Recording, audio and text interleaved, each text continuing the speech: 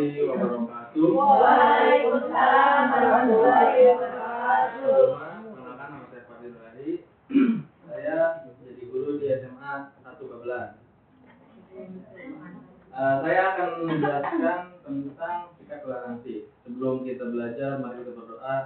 Berdoa dimulai.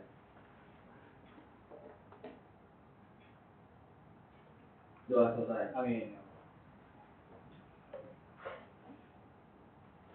Sebelumnya, apa sih itu toleransi itu?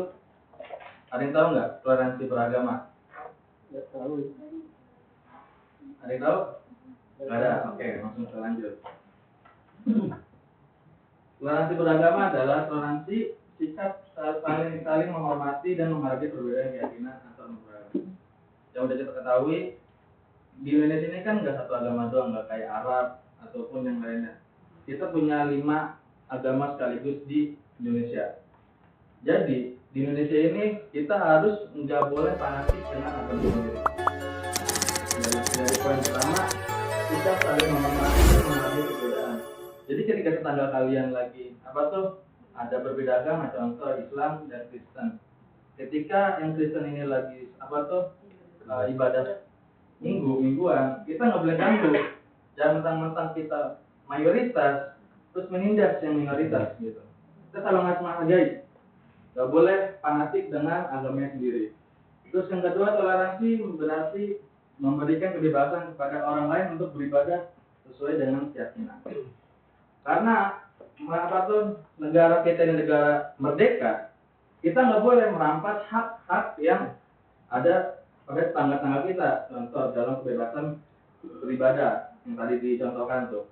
Ketika apalagi kan kasus tahun kemarin tuh atau bulan-bulan kemarin, pemerintah keagamaan itu menyatakan bahwasanya azan itu sebagai gonggong anjing.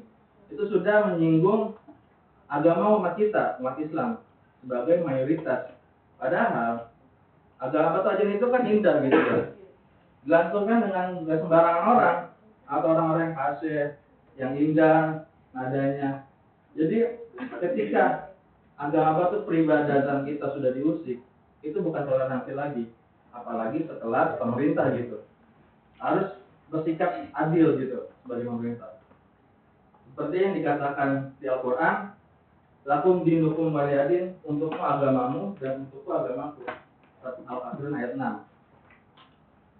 Allah Subhanahu wa Ta'ala telah menjelaskan bahwasanya dan mengajari kita dan menyuruh kita untuk toleransi.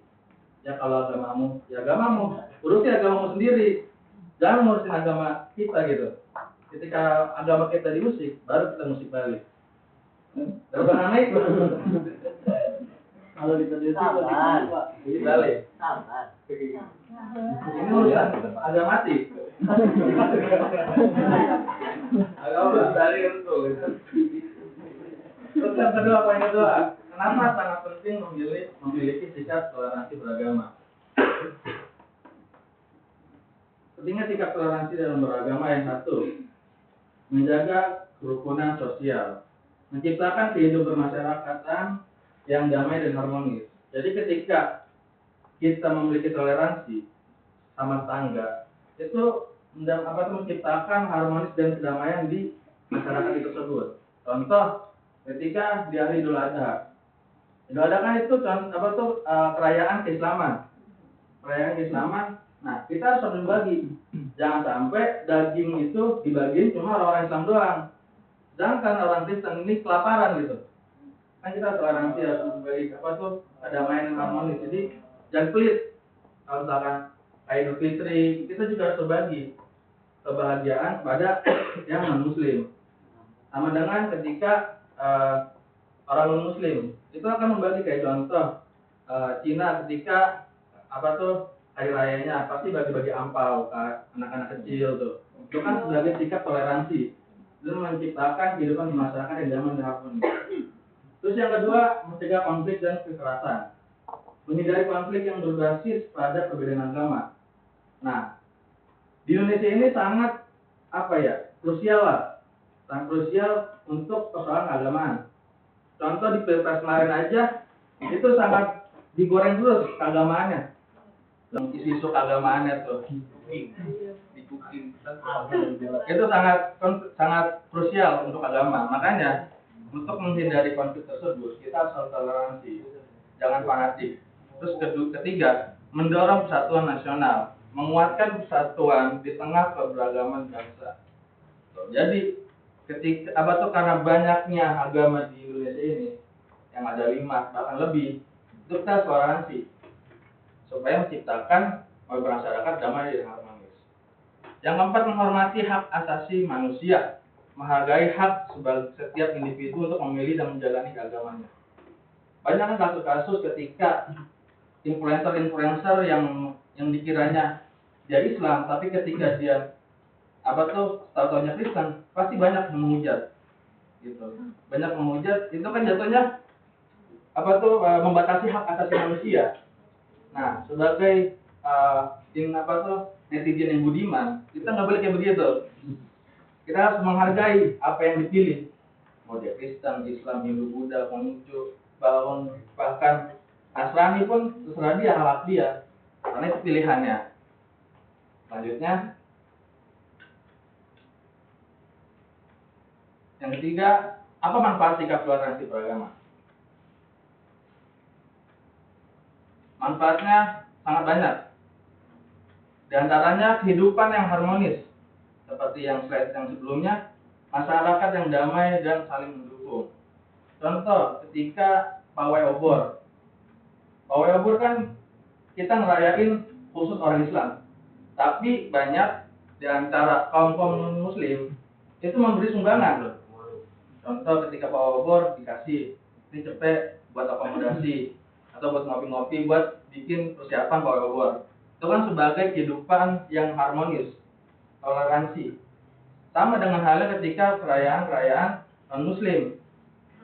Pasti di antara bapak-bapak kompleks ataupun RT itu saling membantu. Contoh kayak Natalan, pasti kan ada yang kayak hari Nyepi gitu. Kan nggak boleh bisik ya. Orang-orang muslim kan pada diam. Gitu. Itu sebagai toleransi. Yang kedua, meningkatkan solidaritas, mempererat hubungan sosial antar komunitas agama. Kayak Habib Jafar tuh. Contohnya dia kan sikap toleransi yang sangat kental. Sampai podcast semua agama diundang. Di itu kita dapat belajar bahwasannya nggak semua agama itu salah. Nggak agama Islam doang yang benar, nggak agama Kristen doang yang benar, tapi semua agama itu benar. Mengajarkan kebenaran sama, intinya kebaikan dan kebenaran. Nggak ada perselisihan gitu. Sehingga solidaritasnya makin keras. Kita juga menjadi pedoman kita, Habib Jafar, ketika ada orang yang bukan seiman sama kita harus menghargai. Mengurangi diskriminasi, menghilangkan sikap diskriminasi yang berbasis agama. Apalagi zaman-zaman dulu kan kita kalau misalkan lihat orang Kristen, ya apaan sih dia? Apalagi kalau misalkan zaman dulu tuh kalau orang nggak bergudung pasti dianggapnya Kristen gitu. Udah pasti itu. Tahun berapa itu, Pak? Itu tahun 2000-an lah. Gitu. Waktu laptop di jenung ya?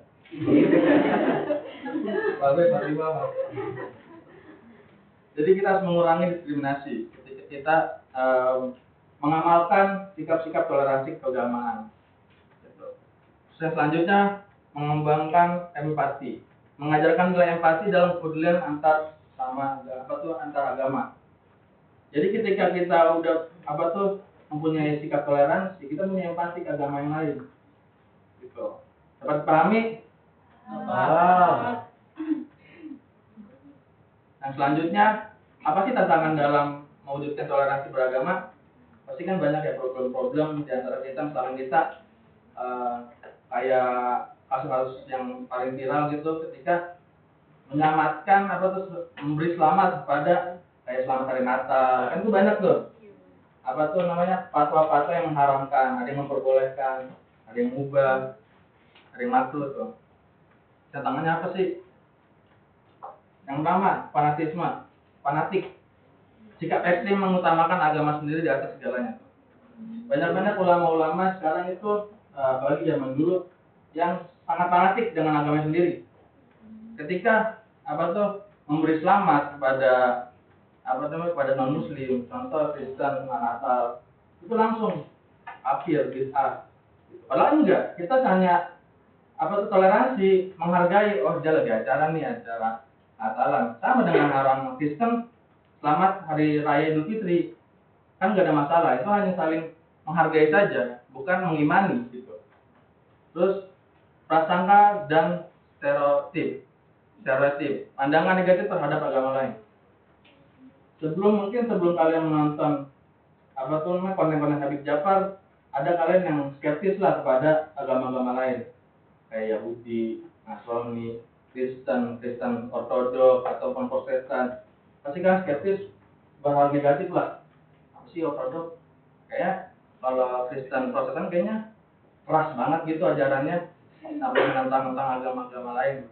Tapi ketika kita sudah nonton konten-konten Habib Jafar, kita baru terbuka kan bahwasanya agama-agama yang lain itu juga mengajarkan kedamaian dan saling menghargai selama manusia gitu, kebaikan. Sama aja dengan agama Islam, kurangnya pemahaman. Nah, sebelum kita, mungkin banyak yang kurang paham terhadap agama-agama lain, bahwasanya Islam pun Al-Quran pun menjadi pelengkap bagi agama-agama sebelumnya. Tuh. Kurangnya pengetahuan tentang ajaran agama lain yang bisa menyebabkan kesalahpahaman. Mungkin karena kita nggak mempelajari agama-agama lain kayak Islam, atau kayak Kristen, Hindu, Buddha, Konghucu, itu kita nggak belajar ya. Mungkin kalau Islam mungkin udah marak karena mayoritas di sini. Mungkin kita memiliki hal-hal yang negatif, gitu, sampai kita salah paham pada agama tersebut. Yang selanjutnya media sosial, penyebaran informasi yang salah atau provokasi melalui media sosial. Kita tahu media sosial ini kan banyak sangat mudah untuk didapatkan, apalagi anak kecil. Ketika ada konten kreator yang provokasi tentang perbedaan agama atau sesama agama pun pasti banyak perbedaannya. Itu kalau konten kreator yang tidak menyalahgunakan media sosial, itu sangat berbahaya. Apalagi anak-anak kecil yang nggak bisa memfilter konten-konten tersebut, itu sangat berbahaya. Jangankan berbeda agama, satu agama aja sama Islam itu bisa berantem gitu, karena konten-konten yang tidak bertanggung jawab.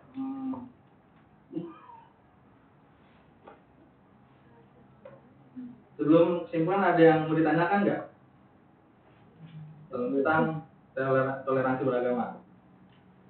Saya Pak. Oke. Perkenalkan Pak, nama saya Tijani. Saya ingin bertanya, batasan toleransi beragama itu di mana Pak? Soalnya kejadian-kejadian sebelumnya tuh, misal nih, ada oknum dari ada oknum dari seorang Muslim, ibaratnya dia organisasi Islam, kita tidak nyebut merek ya. Dia itu menjaga kemudian melindungi agama lain beribadah di hari Minggu, misal di gereja. Jadi mereka menjaga gitu. Nah, sedangkan di dalam Islam sendiri ketika ada kajian terus yang maksudnya itu bersifat sunnah, walaupun mungkin ada sebagian menyatakan ekstrim dan sebagainya, dan itu bukan dijaga, malah dibubarkan. Dan dibubarkannya pun bukan bahasanya itu dengan pendekatan yang baik, itu menggunakan ada mungkin kekerasan dan sebagainya. Itu gimana Pak? Pertanyaannya di situ, batasan toleransi beragama itu di mana Pak? Satu orang dulu dong, untuk tanya. Ini tanggal dulu. Yang pertama, kasus kemarin itu ada kaum muslimin dari ormas itu menjaga umat lain beribadah. Sedangkan satu agama pun itu ada yang diperangi gitu, bubarkan kajiannya dan sebagainya. Mungkin kita sangat toleransi mungkin ketika ketika umat Islam melindungi, menjagalah. Mungkin saat itu kondisi ketika ada konflik antar Islam dan non Muslim, mungkin sehingga ada ormas yang berinisiatif atau bekerja sama lah kepada orang non-muslim tersebut. Kolaborasi. Untuk menjaga dan melindungi biar aman lah, tentram. Mungkin situ pas di saat itu mungkin sedang terjadi konflik terhadap sama agama. Untuk yang sesama agama, kenapa bisa dibubarkan? Mungkin enggak, contoh di Ahmadiyah lah, di kasus di Banten. Itu kan sampai banyak pembunuhan kan, sampai pembunuhan. Yang bisa diambil yang pertama umat muslim yang bukan Ahmadiyah. Itu pertama itu tabayun dulu. Setelah tabayun kita kesepakatan. Udah kesepakatan, ternyata yang di Ahmadiyah melanggar. Yang pertama kita udah sepakat bahwasannya kalau misalkan emang kan Ahmadiyah kan udah jelas dia tidak mengimani Rasul Nabi Muhammad sebagai Rasulnya, tapi Ali sebagai Rasul, dan dia mempunyai nabi-nabi lagi setelah Nabi Muhammad. Ulama-ulama Indonesia sudah memberikan perintah bahwasanya kalau emang Ahmadiyah nggak dibubarkan, syahadat lagi, tapi kan dia nggak mau. Itu sudah melakukan tabayun. Ketika sudah melakukan tabayun, pemerintah DPRI sudah merapatkan bahwasanya Ahmadiyah dibubarkan. Tapi ketika sudah disepakati Ahmadiyah dibubarkan, Ahmadiyah malah membawa pasukannya dari berbagai daerah untuk melindungi yang di Banten sehingga menjadi peperangan. Mungkin nggak sekeras yang Anda pikirkan bahwasanya umat Islam ini sama Islam kok malah berbentrokan. Padahal sama antar agama aja saling melindungi. Mungkin sudah melakukan satu yang berkhianat, gitu. Jadi tidak sabar ya Pak. Salah satunya tidak sabar. Mereka gini. Iya. Ya. Ada lagi. Ada lagi yang ingin bertanya? Bagus tadi pertanyaannya sangat bagus. Ada lagi? Dapat apa Pak nanti? Nah, kita makan padang. Waduh. Ada lagi yang bertanya? Abang Reza coba. Bukan kiai. Udah tadi udah. Kita beda lagi. Sebelum kita masuk kesimpulan, ada lagi yang mau ditanyakan atau yang belum dipahami tentang toleransi beragama? Paham semua? Paham nggak? Kalau menanya silakan, Sawa. Kebetulan kan aku juga punya banyak teman, di antaranya non-muslim lah, ibaratkan ada yang Protestan, Katolik, Kristen, teman gitu. Kan kita juga punya komunitas masing-masing itu kan di GMPPI di Jakarta, saya di Bekasi. Nah, dia itu tuh kadang itu tuh selalu teleponan gini jangan lupa ibadahnya masing-masing. Biasanya kan kalau Katolik, Protestan, Kristen itu kan ibadahnya kan Senin, Kamis, Jumat, Sabtu, Minggu. Nah, itu. Nah, waktu itu kan saya diajakin buat masuk ke tempat ibadahnya. Cuman saya bilang, ini duduknya di mana ya? Takutnya kan saya duduknya di jemaat nih. Nah, saya kan di belakang duduknya gitu. Ada kursi khusus lagi tuh buat itu. Nah, dia tuh ngajarin tentang agamanya dia nih. Agamanya dia di Kristen, Katolik, dan Protestan. Nah, saya megang totalionya dia nih. B-nya orang Kristen dan juga orang Protestan. Nah, saya juga megang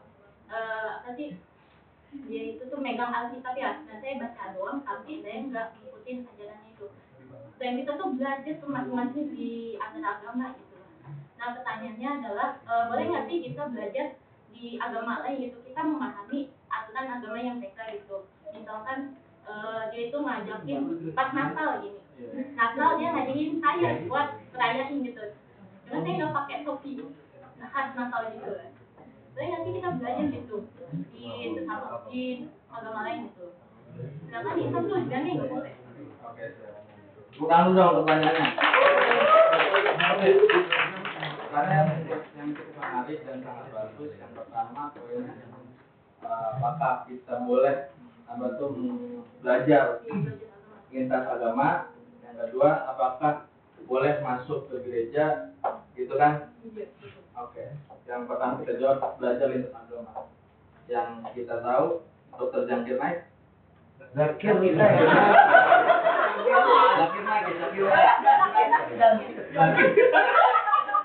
Dr. Zakir Naik.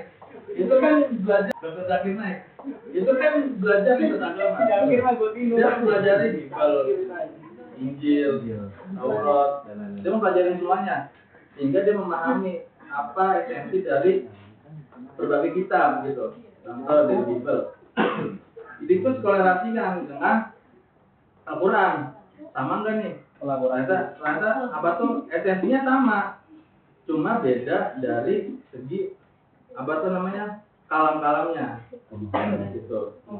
Kalau Al-Quran udah jelas, udah apa tuh namanya, udah dijaga lah oleh Allah Subhanahu Wa Taala keasliannya. Sedangkan ketika Injil, Taurat kita nggak tahu apakah sudah diubah atau belum. Nah itu kita apa tuh kita cari esensinya aja. Sama nggak sih ajarannya? Apa perbedaannya di ketika belajar di Taurat, Injil dan Zabur dengan Al-Quran?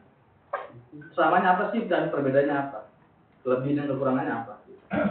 Sebenarnya nggak apa-apa kita mempelajari Injil, Taurat. Kan ada juga kan perbedaan mazhab dan perbedaan agama. Di salah apa tuh di fakultas ada mempelajarinya gitu. Sebenarnya nggak apa-apa, nggak ada yang melarang untuk mempelajari dan menambahkan keimanan kita untuk lebih taat pada Allah Subhanahu Wa Taala. Gitu. Dan untuk masuk ke gereja ataupun apa sih tempat ibadah yang lainnya, Umar bin Khattab aja kan ketika ke suatu gereja biasa aja gitu, nggak apa-apa, bahkan dia sholat di depan gerejanya, gitu, bahkan sholat di depan gerejanya. Nah, dari situ kan itu apa tuh dikasih pelajaran lah oleh umat bahwasanya ketika kita suatu ibadah antar agama, ya nggak apa-apa, kecuali kita mengimani gitu, mengimani agama tersebut, baru nggak boleh. Kalau kita tuh belajar apa sih dia ngapain aja sih, apa tuh ibadahnya menyanyi doang, pidato doang, kan gitu. Dapat pahami? Oke. Terima kasih untuk pertanyaannya. Dan lanjut ke kesimpulannya. Kesimpulan sikap toleransi beragama itu sangat penting untuk menciptakan kedamaian dan keharmonisan dalam masyarakat. Melalui toleransi, kita dapat membangun persatuan dan keragaman dan menghindari konflik antar agama. Toleransi beragama adalah fondasi yang kuat untuk membangun masyarakat dan adil dan sejahtera. Dapat dipahami semuanya? Karena waktu sebatas dan sudah waktunya kita tutup materi ini dengan baca alhamdulillah. Alhamdulillah sudah dapat dilaksanakan, diamalkan oleh kalian. Assalamualaikum warahmatullahi wabarakatuh.